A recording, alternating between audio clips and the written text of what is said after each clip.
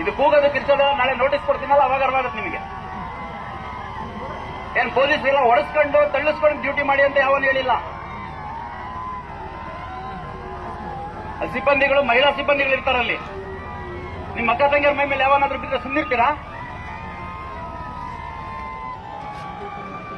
ಎಲ್ಲ ನಾವು ಎಲ್ಲ ನಿಮ್ ಹಂತ ದಾಟೆ ಬಂದಿರೋದು. ನಾವು ಆಸ್ಪಿರೆಂಟ್ಸ್ ಆಗಿ ಕೆಲಸ ಸಿಕ್ಕಿರೋದೇನು ಹಂಗೆ ಬಂದಿಲ್ಲ ನಾವು, ಅಥವಾ ಬೇರೆ ಎಲ್ಲ ಕಾರ್ಪೊರೇಟ್ ಸೆಕ್ಟರ್ ವರ್ಕ್ ಮಾಡ್ತಿಲ್ಲ, ಸ್ವಂತ ನಮ್ಮ ಅಪ್ಪನ ಬಿಸ್ನೆಸ್ ನೋಡ್ತಾ ಇಲ್ಲ ನಾವು. ವಿದ್ಯಾರ್ಥಿಗಳಿಗೆ ಶಿಸ್ತಿರ್ಬೇಕು. ಕೂಗೋದು ಕಿರ್ಚೋದು ಉಡಾಫೆಯಿಂದ ಮಾತಾಡೋದು ಕಿಚಾಯಿಸೋದು ಇದರಲ್ಲೆಲ್ಲ ಬರೋದು. ದಯವಿಟ್ಟು ನೋಡಿ, ಬಹಳ ಸ್ಪಷ್ಟವಾಗಿ ಹೇಳ್ತಿದ್ದೀನಿ. ಸುಮಾರು 30 ಕ್ಯಾಮೆರಾ ಇಟ್ಟು ನಾನು ಎಲ್ಲ ರೆಕಾರ್ಡ್ ಮಾಡಿಸಿದ್ದೀನಿ.